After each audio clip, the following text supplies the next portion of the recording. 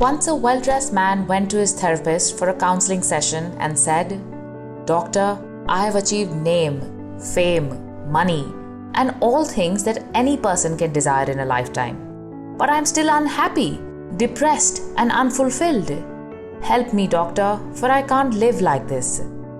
The therapist called out to an old lady who was sweeping the floor outside his office and said to the rich man, "I'm going to ask this lady how she found happiness in her life, and I want you to listen carefully." The old lady placed her mop on the floor, walked into the doctor's room, and started talking.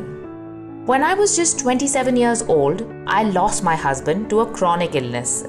I was left with a 9-year-old son who I had to raise alone. I worked 3 jobs a day to sustain my family and educate my son. 4 years later, I lost my son in a terrible road accident. After all my hard work and effort, I was left all alone with no family and no hope. I could not sleep or even eat. Every day felt like a punishment. I stopped smiling. Every evening, I sat in a dark room and thought of taking my own life. One evening, on a day of heavy rain, a little kitten entered into my apartment through the window. As it was windy and cold outside, I let the kitten in and decided to let him stay the night. I served the kitten some milk that the little one gobbled up within minutes and started rubbing up next to my legs out of love. That day, after several months, I smiled.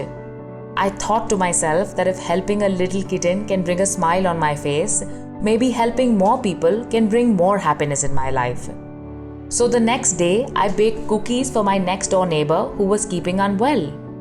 The day after, I made some extra food and fed the beggars who I see on my way to work. Every day, I started doing something small and thoughtful to bring happiness to others. And I found my happiness by bringing joy in other lives. The rich man had tears in his eyes. He had everything money can buy, but his life lacked fulfillment and happiness. The truth is that your happiness is not dependent on what you achieve, but it is instead dependent on how many lives you are able to bring happiness to. Contribution is a primary human need. It's not a want, but a need to go beyond yourself. That's just the way life works. Everything must ultimately serve the greater good and not just itself. This is true for plants, for animals, and for you.